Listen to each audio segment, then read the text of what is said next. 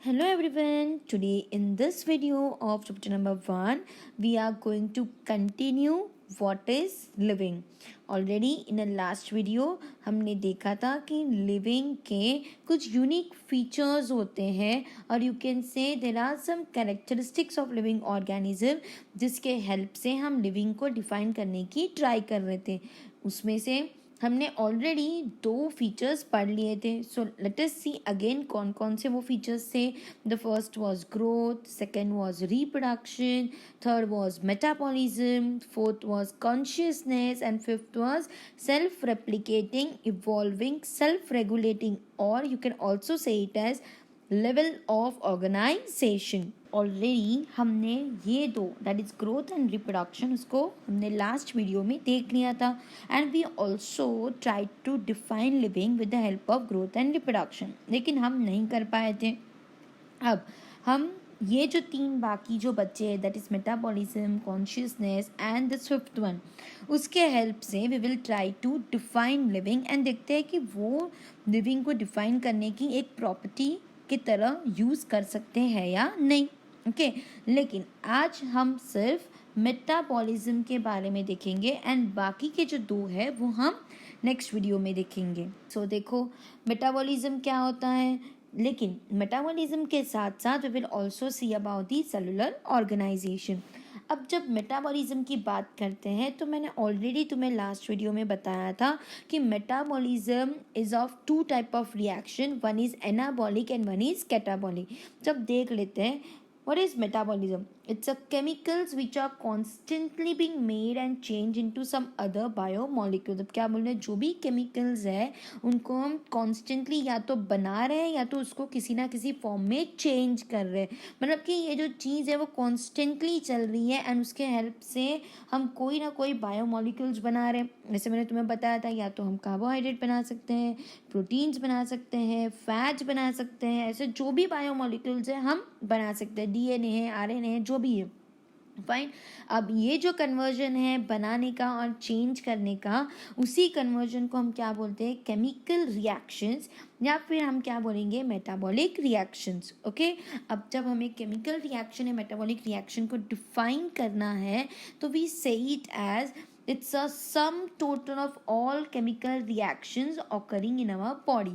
मतलब अपने बॉडी में जो भी केमिकल रिएक्शन होता है उन सब का इफ इट टोटल इट तो वो क्या हो जाता है, metabolism. Okay so as I said you, metabolism कितने टाइप के रिएक्शंस होते हैं, 2. एक होता है एनाबॉलिज्म एंड एक होता है कैटाबॉलिज्म. मतलब एक एनाबॉलिक रिएक्शन है एंड एक कैटाबॉलिक रिएक्शन है. अब देखो पहले हम ये डायग्राम से देख लेते हैं. एनाबॉलिक रिएक्शन में यू कैन सी कि ये छोटे छोटे सिंपल मॉलिक्यूल्स हैं जो सेपरेटेड है. These are nothing but what, simple molecules. Fine. अब ये सिंपल मॉलिक्यूल्स क्या कर रहा है, ये सारे सिंपल मॉलिक्यूल्स कंबाइन होंगे and they will take help of what, ATP. So ATP is considered as what, energy. So these simple molecules with the help of energy it will get converted to what, can you see, ये combine होके उन्होंने एक complex structure बनाया. So it have got converted to what, complex molecule. Got it? मतलब anabolic reaction में क्या होगा, simple molecules आएंगे, energy की help लेंगे and क्या बनाएंगे, complex molecule. एंड वही अगर कैटाबॉलिक रिएक्शन में देखेंगे तो जैसे मैंने तुम्हें बताया था, कैटाबॉलिक, कैटा काटा, मतलब कि ये जो कॉम्प्लेक्स मॉलिक्यूल जो है, right, so this is what, complex molecule, वो क्या होगा, it will get broken down into, you can see the simple substance, right, it gets broken down into what, simple substance, plus it is going to release what, energy in the form of ATP. मतलब कि catabolic reaction में complex molecule का breakdown होगा and it will form a simple molecule, but it is not going to use energy, it is going to release energy.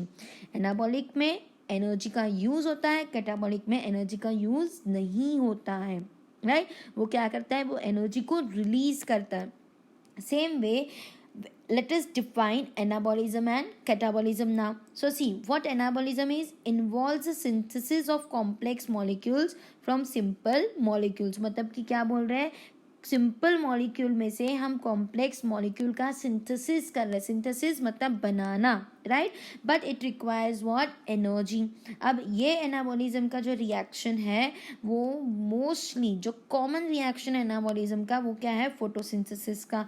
You know the photosynthesis का reaction, right, it's a simple reaction. What is it, it is 6 carbon dioxide plus 12 H2O in presence of sunlight and chlorophyll A. It is going to produce what, C6H12O6, that is nothing but what, glucose, or you can say it as what, carbohydrate, plus it is going to release 6 water molecule, plus it is going to release 6 oxygen, right? So this is nothing but what, photosynthesis का reaction, right? So you can see in this photosynthesis reaction ये जो दो simple molecule है, carbon dioxide and water, दोनों simple molecules हैं, दोनों क्या हुए, combine हुए, and combine होके उन्होंने एक complex structure बनाया, and वो complex structure कौन सा है, ग्लूकोज, right? So ये जो reaction है ये कौन सा है, एनाबॉलिक रिएक्शन। कौन सा है, एनाबॉलिक रिएक्शन। एंड वही कैटाबॉलिक रिएक्शन अगर देखेंगे तो कैटाबॉलिक रिएक्शन में क्या होता है, रेसी। कैटाबॉलिक रिएक्शन का जो बेस्ट एग्जाम्पल है it is of respiration, okay. कौन सा एग्जाम्पल आएगा, रेस्पिरेशन का। तो रेस्पिरेशन में क्या होता है कि we breathe in oxygen and we breathe out carbon dioxide. तो जो हम ऑक्सीजन अंदर लेते हैं तो उसका कोई ना कोई फ़ायदा होना चाहिए ना, तो वो ऑक्सीजन क्या करता है, अपने सेल के अंदर जाएगा। सेल के अंदर जो भी अपने कॉम्प्लेक्स मॉलिक्यूल्स होंगे, जैसे कि let us take again a simple example of glucose. तो ये ग्लूकोज को ये जो ऑक्सीजन मॉलिक्यूल है वो क्या करता है, ब्रेक डाउन करता है। तो ऑक्सीजन ग्लूकोज को ब्रेक डाउन करके क्या बनाता है, carbon dioxide plus water, plus it is going to release energy in the form of what, ATP। Got it. मतलब यहाँ पे क्या हुआ कि ये जो कॉम्प्लेक्स मॉलिक्यूल जो है वो सिंपल मॉलिक्यूल में कन्वर्ट हो गया, समझा। तो ये है अपना कैटाबॉलिक रिएक्शन। तो ये कहाँ हुआ, अपने बॉडी के अंदर। तो सेम वे अपने बॉडी के अंदर भी बहुत सारे एनाबॉलिक एंड कैटाबॉलिक रिएक्शंस चलते रहते हैं। अब देखो कैटाबॉलिज्म क्या है। सो catabolism it involves the breakdown of complex molecules into simpler molecules involving hydrolysis or oxidation and the release of energy। मतलब कि ये जो complex molecule है वो किस में convert हो जाएगा, into the simple molecule plus it is going to release a energy by which process, by hydrolysis or oxidation। hydrolysis मतलब by uses of water, मतलब वाटर के हेल्प से हम जो भी कॉम्प्लेक्स सब्सटेंस है उसको ब्रेक डाउन कर देंगे। लिसिस का मतलब ब्रेक डाउन, एंड ऑक्सीडेशन मतलब we are going to use a oxygen. So अभी हमने जो रेस्पिरेशन का एग्जाम्पल देखा जहाँ पे हमने ग्लूकोज को किसके हेल्प से ब्रेक डाउन किया, ऑक्सीजन के हेल्प से, and it got converted to what, carbon dioxide and water, जो क्या था, सिंपल सब्सटेंस। कोई भी लिविंग ऑर्गेनिज्म ले लो, प्लांट ले लो, एनिमल्स ले लो, ह्यूमंस ले लो, सब में ये एनाबॉलिक एंड कैटाबॉलिक रिएक्शंस होने ही वाले। मतलब कि in short metabolic reactions continuously चलते रहते हैं। Got it. इसीलिए हम बोलते हैं it's a sum total of all chemical reactions occurring in our body and it is known as metabolism. Fine, I just hope you understood the metabolism and the concept of anabolism and catabolism. Okay, अब हम देखते हैं next. So what is next? Next it is said that no living object exhibits metabolism. अब देखो ये एक फ़ायदे वाली चीज़ है। नॉन लिविंग ऑब्जेक्ट्स में तुम्हें मेटाबॉलिक रिएक्शंस बिल्कुल नहीं दिखेंगे, क्योंकि हमें पता है नॉन लिविंग ऑब्जेक्ट में सेल्स प्रेजेंट होते नहीं है। अगर सेल्स नहीं है तो सेल्स के अंदर के ऑर्गेनल्स नहीं होंगे, एंड ये जो भी रिएक्शंस होते हैं those takes place in a organelles and a cytoplasm. So but obvious non living object में तो मेटाबॉलिक रिएक्शंस होंगे ही नहीं। तो अभी थोड़ा तो क्लू या आइडिया तुम्हें मिल गया होगा कि yes we can use metabolism to define living, ठीक है। लेकिन फिर भी हम आगे देखते हैं कि यूज़ कर सकते हैं या नहीं। तो देखो metabolic reactions can be demonstrated outside the body in a cell free system. अब ये क्या है, तो अब तक हमने क्या देखा कि जो भी मेटाबॉलिक रिएक्शंस है वो अपने बॉडी के अंदर होते हैं। अब ये क्या बता रहे हैं कि मेटाबॉलिक रिएक्शंस को हम बॉडी के बाहर भी करवा सकते हैं। अब बॉडी के बाहर कहाँ करवाएंगे? तो इन अ सेल फ्री सिस्टम। अब ये सेल फ्री सिस्टम क्या होता है? तो हम लेबॉर्ट्री में विदाउट सेल, जो भी सेल के अंदर जो रिएक्शंस होता है वो हम सेल के बिना लैब में करने की कोशिश करते हैं एंड देखते हैं कि ये प्रॉपर रिएक्शंस होता है या नहीं, या फिर ये कैसे ये रिएक्शंस हो रहा है, क्यों हो रहा है, ये सारी स्टडीज़ करते हैं। तो मतलब कि जो रिएक्शंस बॉडी के अंदर हो रहा है वही सेम रिएक्शंस हम लैब में भी कर पा रहे हैं, राइट। सो क्या बोला है कि an isolated metabolic reaction outside the body of an organism performed in a test tube is neither living nor non living. अब क्या बोला है कि जो भी outside the body of organism के तुम जो रिएक्शंस करवा रहे हो, या तो इन अ टेस्ट ट्यूब या तो फ्लास्क या कहीं पे भी, राइट। सो अगर तुम ये लैब में कोई भी अपैरेटस में अगर तुम रिएक्शंस करवा रहे हो तो वो जो रिएक्शन है वो ना तो लिविंग ऑर्गेनिज्म के अंदर हो रहा है ना तो नॉन लिविंग के अंदर हो रहा है। नॉन लिविंग के अंदर तो बट ऑब्वियस मेटाबॉलिक रिएक्शन हो ही नहीं सकता, बट ये बॉडी के बाहर है तो बट ऑब्वियस वो लिविंग के अंदर भी नहीं हो रहा है। तो कहाँ हो रहा है? इन द टेस्ट ट्यूब और any of the apparatus in which we are actually carrying the reaction. You can see the test tube में हमने सिर्फ न्यूट्रिएंट्स में ये प्लांट ग्रो किया है, हमने स्पर्म को स्टोर किया है, राइट, उसकी मोटिलिटी मेंटेन रखी है, यहाँ पे हमने बैक्टीरियाज ग्रो किए हैं। So there are some reactions which we have carried out. तो ऐसे हम सेल के बाहर मतलब बॉडी के बाहर भी लैब में हम ये रिएक्शंस कर सकते हैं फॉर अवर फर्दर स्टडीज और to see how this reactions actually is carried out, fine. तो देर इज़ अ चांस कि ये मेटाबॉलिज्म को हम as a living property define कर सकते हैं, लेकिन फिर भी हम आगे देखेंगे। सो देखो क्या बोला है, hence while metabolism is a defining feature of all living organisms without exception. अब देखो एक एक्सेप्शन ज़रूर है। क्या एक्सेप्शन है? कि हम आइसोलेटेड मेटाबॉलिक रिएक्शंस करवा रहे हैं। आइसोलेटेड मतलब अपने बॉडी के बाहर कहाँ करवा रहे हैं? लैब में।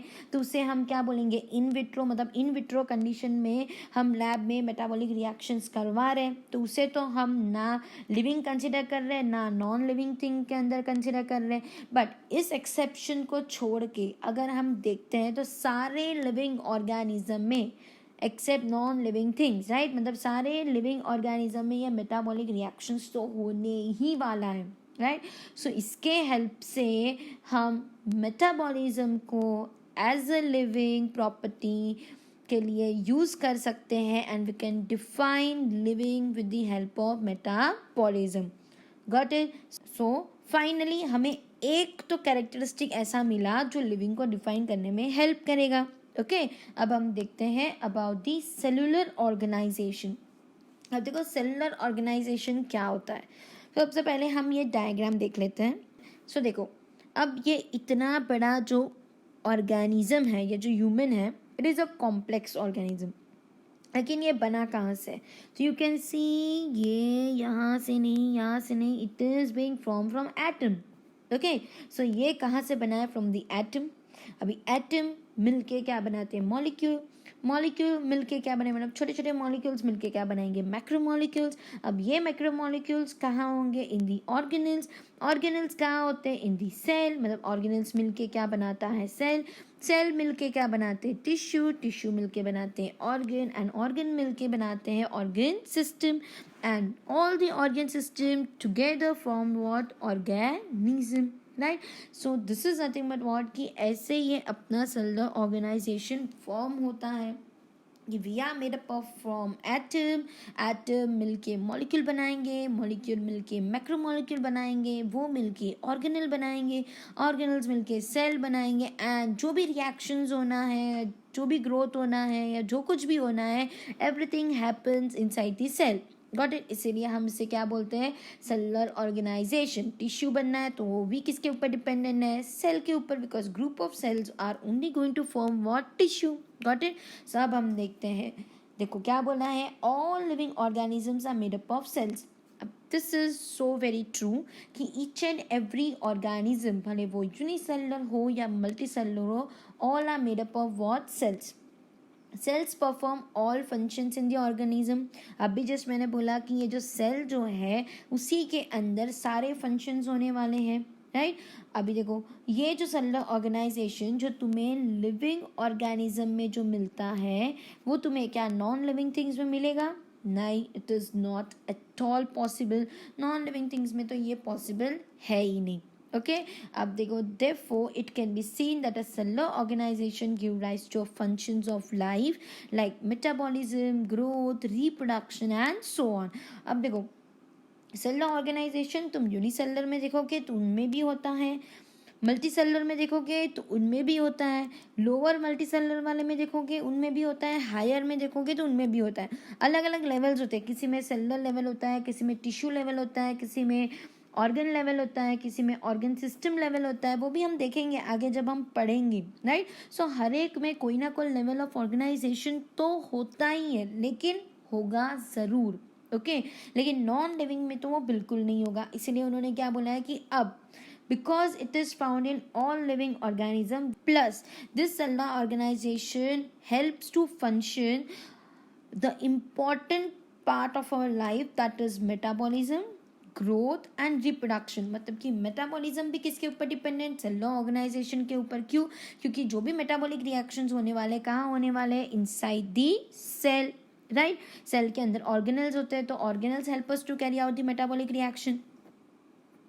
प्लस सेल का ग्रोथ होगा तभी अपना ग्रोथ होगा, plus we can also carry out the reproduction process with the help of what? Cellular organization. So finally, along with metabolism, we can also consider cellular organization of our body as a defining feature of life forms, or you can say cellular organization is considered as a defining property of living। Got it? मतलब कि metabolism या cellular organisation दोनों को हम as a defining property for living consider कर सकते हैं। सो finally we got one characteristic for defining living, one is metabolism and cellular organization। so growth and reproduction ने तो help नहीं किया, लेकिन metabolism and cellular organization से at least हम लिविंग को डिफाइन कर पाए। ओके अब हम देखेंगे कि बाकी के जो दो बचे हैं वो हमें हेल्प करते हैं या नहीं, लेकिन वो हम देखेंगे in a next video.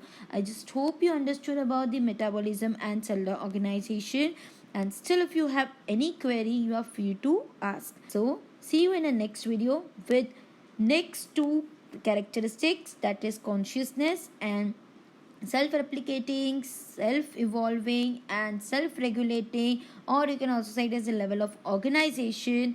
Till that, thank you.